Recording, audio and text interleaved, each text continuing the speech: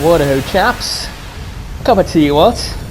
Nah, just kidding. This is Dracula44's channel. Welcome. Today I'm going to be showing you, well, firstly the Tengu Glitch thing that comes up in a little bit. I'll be talking you through what happened and all the rest, and then afterwards I'll be going into some blacksmith. Now, as you can see with this Tengu, I dash past him, trying to avoid him actually, kill the Yanaba, but the Tengu actually follows me, as you can sort of see, into the cave. They don't always, and yeah, as you can sort of see, I'm just fighting him now. Now, what happens is that in a short moment, he decides to have a, I don't know, like a funny 5 minutes. I have not seen this before in the first Nioh or the second, and he decides to go, yeah, jumping up and down. Now, you've got to bear in mind, I've not seen this before, so I'm like, right, okay, I'll just backdash a little bit and just maybe see if he follows me, and then I realise that he's not going to. Now I think, well, okay, maybe I can swipe him, which I don't do very successfully, I'm not going to lie. You know, as he's jumping up and down, I am literally trying to time it correctly to just do damage, and failing horribly, as you can sort of see. Timing is such a crazy thing in Nioh, and yeah, I lack a little bit of it there, don't I? But yeah, I was just like literally surprised. I'm like, well, can I kill him? Is it possible? I'm saying I'm doing damage. I'm like, yeah, and then he dies.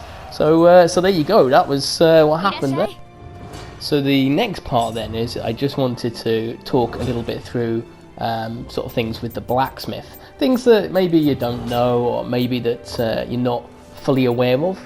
Something I'm doing now is just dismembling something. Again, that's common knowledge really, but you know, you can see that you're getting some materials there for each thing that you delete. I tend to mix it up with selling some items and disassembling others for materials, because later on you're going to need it, so it's going to be really handy.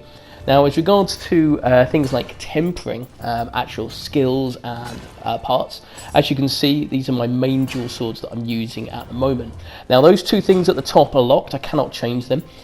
Sign of the cross damage is one I had to use a quality Umbasite, which is one that you have to do via a Twilight mission, and then the other ones are ones that are below. Now, the shock one, you can see that's actually lightning damage, but I can actually see that there is one for poison, and I'm sort of going for a poison / paralysis build, which I'm working on at the moment. Now, with this particular one, it means that I get more poison using Yatsu. It means I can do more damage to enemies with her, and I can use the poison broths to do more damage too. I change it. I did have lightning on there before, and I like lightning, but the active skill Kai damage, that one is a transferable item from another weapon. With that one, you have to max the familiarity with both weapons, and then you can transfer it over. It will reset the familiarity, but again, it's just something to bear in mind because it is so handy. So just look out for those little symbols, transferable skills. Some of them are going to be really good, and some of them not so. With the active skill Kai damage, a friend told me, explained it to me yesterday, that it means that it covers all stances, not just one, which is really good because you're going to be actually benefiting from whatever stance that you go into. Now, with regards to soul matching, with this one again, I'm just going onto my sword. You can see that they're level 36, and there's me just checking to see whether there's any weapons higher in power level. As you can kind of see, I haven't got any axes or spears or the chains or anything like that, but when I'm scrolling through, I haven't actually got any higher levels. Now, with the soul cores, they will be something that you can also do in soul matching. I haven't gone into that in this video. That is something that I plan to do in a future one at some point as well, just to break it down for those who maybe are struggling with it. It wasn't in the first Nioh, and some people, you know, same here really, I didn't quite get exactly what that was about, so I'll be explaining that a bit more. Now, with the armor, as you can see there, I'm just going on to that as an example. Again, I've got nothing higher apart from, I think it's just that one piece at the top actually is one level higher or whatever, and you can see the cost of the gold in the bottom corner. I flicked past that quite quick, but you can see it. Now, with regards to this one, you can see, yeah, there we go, 81,707 it will cost me to upgrade, and that's taking it from what, level 29 I believe it is, yeah, to 31, 32.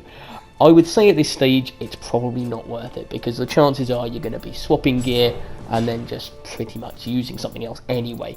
As regards to a couple of other things though, something well worth pointing out is you can of course temper weapons, and you can also do this with armor as well. Now, as you can see here, I'm just having a look at what skills I've got. Again, the two one at the tops I can't change, but I can change the particular other skills, and you can see I can just sort of scroll on it. The reason that ones are blacked out down the bottom there are because they are the quality umbricites, which are the ones done by Twilights.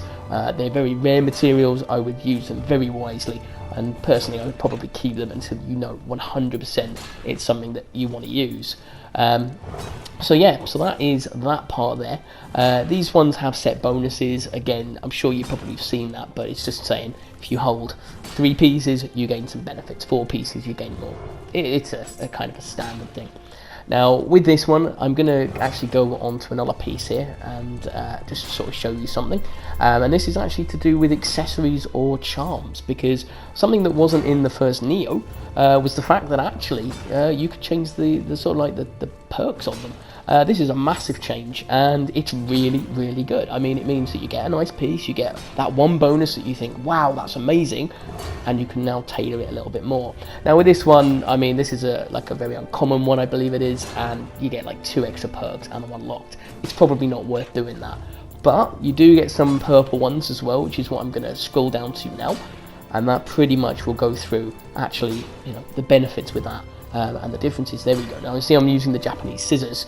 Now with this particular one, I've got Ultra Grave Recovery, which again a friend explained to me is a chance of your guardian returning when you're killed. Quite handy. I decided to keep it on there for now. And then I've got Lightning Damage 9.1. Now I could change it, but to be honest, I use lightning quite a lot. I find quite a lot of enemies are weak to lightning. Not all of them, but quite a lot. So I do find that's a little bit of a benefit. Now with regard to this one, as you can see there, I've got paralysis, because again I'm trying to work on a poison and paralysis build using Yatsu as my soul core. It's work in progress, it's not there yet, but it's getting there, and I may well share that when it's completed. The familiarity bonus is just to speed up that familiarity when your sword is 0 or not maxed, and that's quite helpful. And the soul core drop rate just means, oh yeah, you'll get a little bit more. Now I do change it on this one. I thought, you know what, actually extended elemental weapon 24.9 is really good. I thought, you know what, I will change it for the purpose of the video, and actually it is useful to me as well. I wouldn't change anything without it being a benefit, so to speak. So yeah, so that's something that's really nice about the first Nioh. Again, you've got the quality umbricites, the blacked out ones for more in-depth skills. But, you know, again, with that, it's something that I would advise very much saving them. Now on this bit, I'm just going on to sort of like the fact that you can forge different weapons. I'm sure as a lot of you be aware, you can get smithing texts from various enemies, bosses, and various other things. So it's one of those things where you can then do it. Now the Yanaba swords was something that I got a little while back. You have to have the materials, the lock of grey hair that you get off the Yanambas, the old woman that was killed before the Tengu in that fight, and literally then you can actually press forge and you get a rarity. Now you can change that, and I'll show you in a minute where you can up the materials just to kind of improve your chances, but you know, I mean, it's like anything, isn't it? It depends on materials you've got, whether you want to waste or use those materials, and whether you just want to chance it on the lowest cost. Now I do tend to change or to at least risk it a lot of the time on the lowest one, because to be fair, I've actually had quite a good success with it and it's not been too bad. I'm sure that the higher rarities, that will very much change as it did in the first one, but at least this one, it won't be so bad. Now as you can see here, I get a nice common one, which is complete rubbish. Yep, just add that to the inventory because it's not useful to me or anybody else. But however, it's like anything, isn't it? You just think, well, you know. Now you can do other ones, you've got lots of ones. I've got the Ippendatra's hammer, which was a drop that I got lucky to have. You do have to get the materials, the frog, Ippendatra frog, from the actual enemy itself to forge it. So again, whether you farm that enemy particularly or you just get them while you kill them, you know, it's one of those things that you can kind of do. Now as you can sort of see, I'm just going to go through actually and test out this switch glaive here, which I can't remember if this was a smithing text actually or whether it was one I already had, but as you can see, straight away I get a purple. First attempt. Doesn't always happen like that. You're going to get, you know, the whites, the yellows and the blues as well, as you can kind of see. but you know, it's one of those things that you can just forge a couple, see how lucky you're getting, and you know, I wouldn't waste too much at the early stages, to be honest. If you're in sort of region 1 or 2, I wouldn't go wasting loads of materials or gold or anything else, but you know, if you want to have a play around with it, I mean, you know, and it's like this one. I got this one with final blow damage at 9.6. Bear in mind, it's not max familiarity, so that should go up higher. And then what I can do is that, and then I think, oh, do you know, that might be a really good one. So then I will generally go back to tempering in a bit. Now you can, of course, temper or forge or whatever you want to call it, these other items here, which is things that you unlock as you progress. You'll gain other things as well. It won't always be the same stuff, and you can also buy materials if you're running out for gold as well. Again, as you progress in the game, you should unlock rarer materials and more useful things, which really helps. So, you know, that's something that to always keep checking and just bear in mind there. Now, as regards to the blacksmith, of course, you can buy materials as per normal. Don't think that's any shock to most of us. You can go to special finds, which refresh after pretty much every mission that you do. I don't know if it's sub-missions, but on main missions it definitely changes.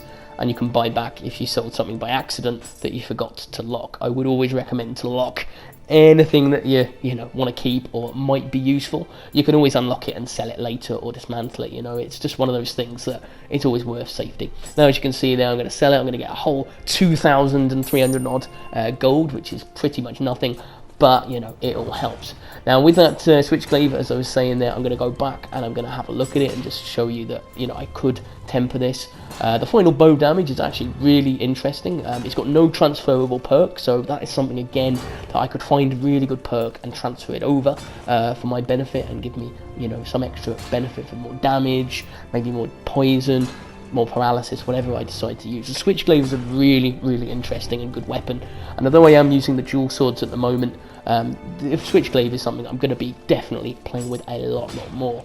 Now, as you can see there, you've got strong attack Kai damage, which is really good. It's any strong attack on any stance, and then you can see that I'm going to possibly change that in a minute to high attack. Well, actually I do, but what I do then is this is just for an example, to be fair. So sometimes I may not change that, but you can look at the skills. Now you will also then unlock new ones, and you can just keep doing that as many times as you need until you get the skill that you find the most useful. Now I saw the skill damage, that duration, and I thought, you know what, I may actually keep that, because to me that might be a really, really good perk. If it's not, I don't worry about it, I'll change it later on.